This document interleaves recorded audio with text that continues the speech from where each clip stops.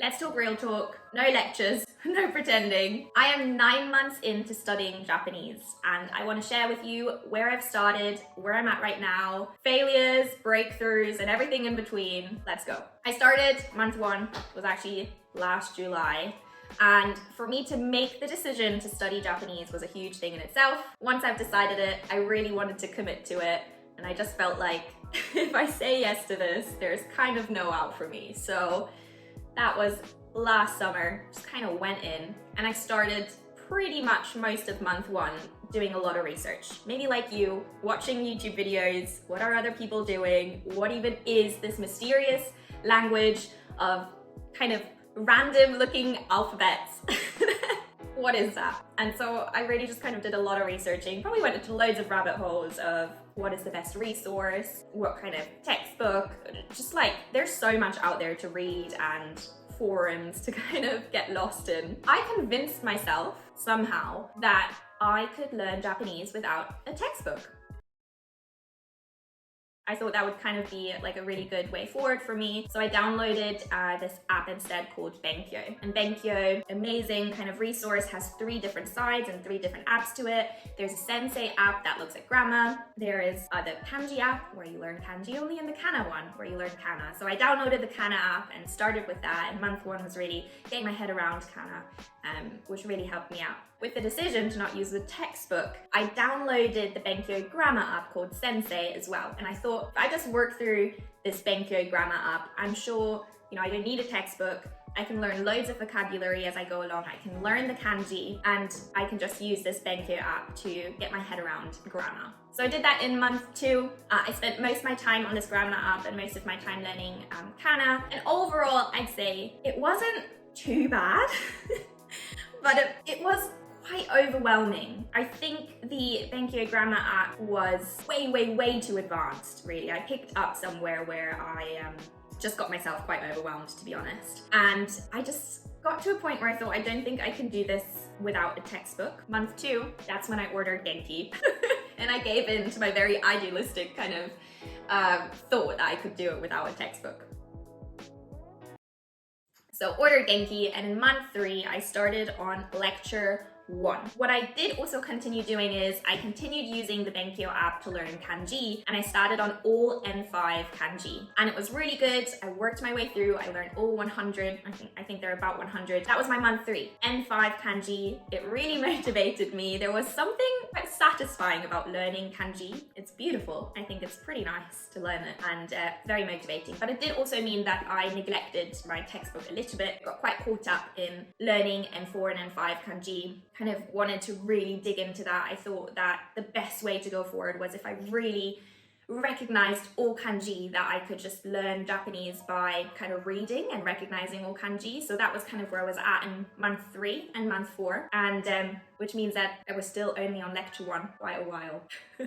After a little bit of time, I completed N5 kanji and was doing quite well on the N4 kanji, and I think I just got frustrated, to be honest. This was like month 4, wasn't really getting anywhere, and I just started realizing, again, this Benkyo kanji app, although it really helped me learn a lot of kanji by heart, it wasn't really getting me anywhere. It felt quite stagnant. And I had a breakthrough moment when I listened to this amazing podcast, Aitufogu. I'm going to share the link down at the bottom as well. The podcast is called The Efficiency Myth, and obviously had to do with learning Japanese, and I thought it was incredible content.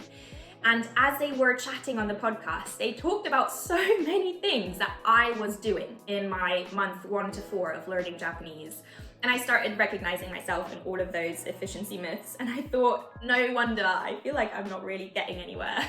I was still only on lecture 1 of Genki, only really learning kanji and nothing else. I was really put off grammar, I think, from my traumatizing moment of, throwing myself in the deep end of the grammar world.